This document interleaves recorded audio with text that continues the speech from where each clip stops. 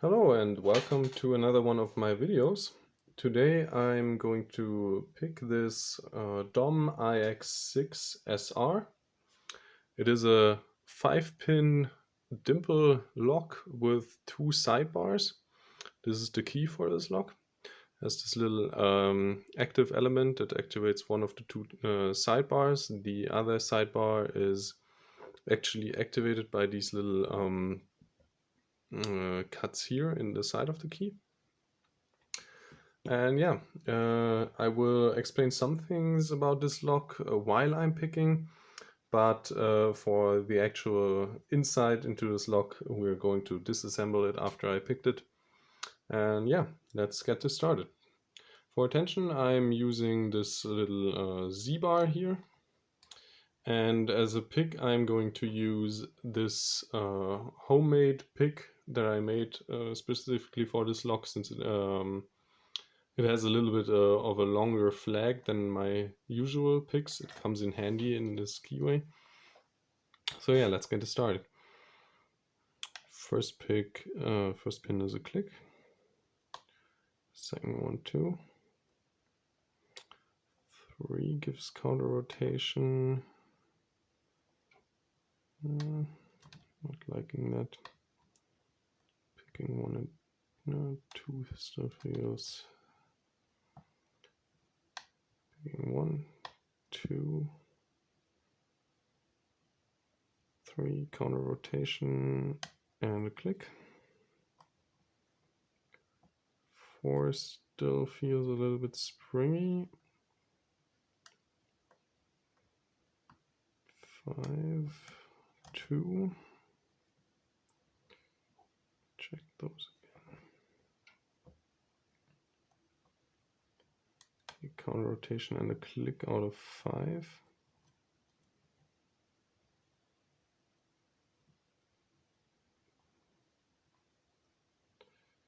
And 4 still feels springy, so I'm going to actually try to set the first of the 2 sidebars, which is the one here on the right. That's activated by a ball bearing. I'm just going to use this little broken Goso pick. It's just basically a stick that I use to poke at the ball bearing to press it into the side of the core, which I think just happened.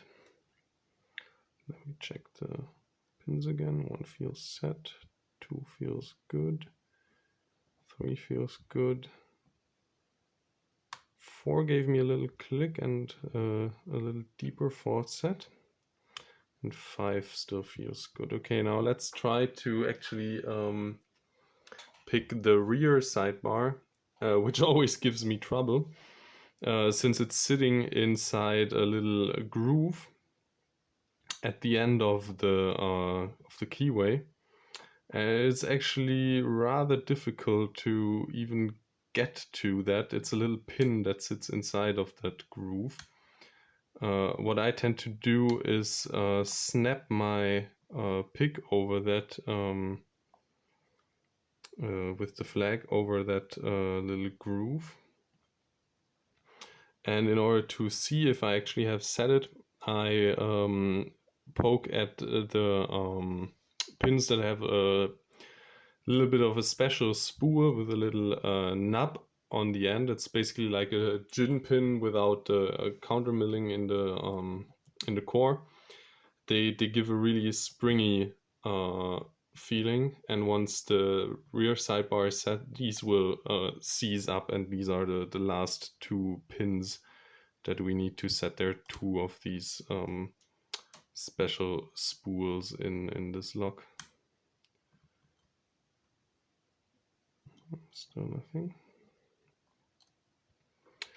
There's 2 methods I try to use and alternate between them, since my hand sometimes get tired. The first is getting at it with the flag. The second is trying to get it with the standard hook, because with that one you can really feel around in that groove and try to actually locate and really precisely push at this pin.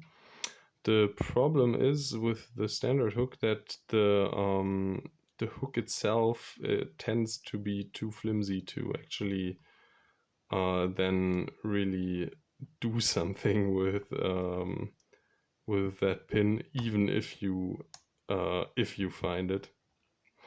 So you need to have really little tension, which then in turn sometimes causes you to drop some of the pins. So what I will do is frequently check if the pins are still all in place and still all set. But yeah, it's actually quite difficult to get this one little pin to set, not because it's not because it's hard to set, it's just hard to actually hit it in that groove where it sits in. That's actually why the you have this little ring inside the key is actually pressed up by the lower part of the keyway into that notch that then presses against the the pin. But it doesn't seem like I'm getting at it. Check this again. The angle actually is also important here. That could have been it. No. Still feeling springy here.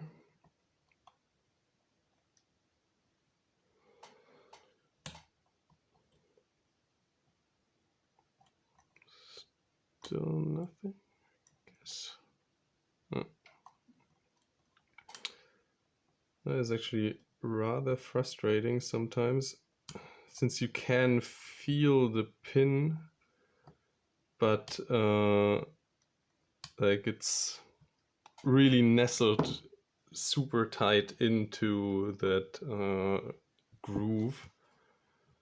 It's no problem if you if you can just look at it. I mean, for preparing for this lock, I tended to just look at it from the rear, which then of course makes it really easy to hit the pin. But of course you can't do that in the actual lock if it's like in a door or something. So you have to really go by feel. And that tends to, I think now I got it. Yeah, now I can feel the rear one of the two pins that are left and the front one, and now we got it open. Whew, okay. That was hard. Okay, yeah, lock is open. Let me get this out of the vise and let me actually lock it up again, and then like I don't want to, like, you can turn it around, but I don't want to do it because I actually bricked it once since I took out the sidebars. I mean, it works, but it's better not to do it. So I'm going to use a pinning shoe here. Let me get this out of the vise first. Use a pinning shoe, and then I will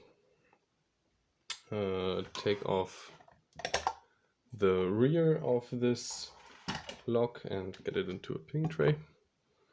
The back is just held shut by a little brass clip that you can just pull off. It's no real spring steel clip here. It's just a little piece of brass. Let me get the follower in here. It needs to fit over here. And when you disassemble, you have to actually be really careful because of the sidebars. They tend to just jump on you. That's why I'm using this this little holder here for the whole thing. Yeah, so let's actually get you a little bit closer to the action here. And then we can start disassembling the lock. The first thing I'm going to do is taking out the sidebars. First one is this one. That's the one with the ball bearing. It's actually you can see it. It's actually those are actually two different kind of sidebars. This one has these little grooves in cut into it, and these grooves, one of these grooves, fits into this little ball bearing that is pushed out of the core and actually presses the sidebar off a little shelf that sits here in the end of the core. And that's what the little spring on this sidebar is for, so it's an active sidebar. Similarly works the second sidebar, just instead of the ball bearing. This one is actually not having any cuts here. Instead of the ball bearing sits this little pin here at the end. That was the one that was giving me so much trouble. I just dropped the first key pin. And also in here are 5 little pins for key control. They don't affect your picking attempts. So I'm just gonna drop all these out here. Don't you worry, I actually have them mapped, so I know where they need to go again. These are the 5 passive pins that sit in the top of the keyway, or 4 of them. And here's the 5th. And among them is this little special pin. This is the one that you need to press in the back. That's the one that actually interacts with the sidebar. Okay, now let's get the rest of the key pins out. First one already dropped. The second one is one of these torpedo pins that actually, let me get you a little bit more close. Is one of these torpedo pins that really mess your day up when you overset them. So you have to actually be really careful with those.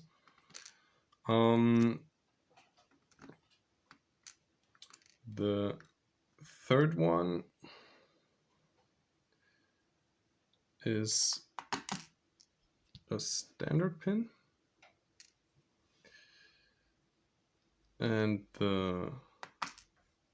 this is the 6th and the 5th, the 5th and the 4th. Fourth one is one of these torpedoes again, and the 5th is just a standard pin. Okay, now let's get the pin issue out of this, and let's get the pins out of the core. The drivers in this are, the first one is one of these spools I was talking about. It has these little notches or these little stubs at the end of the. Let me actually try to refocus this. It has these little stubs at the end that cause this extreme springiness in the core.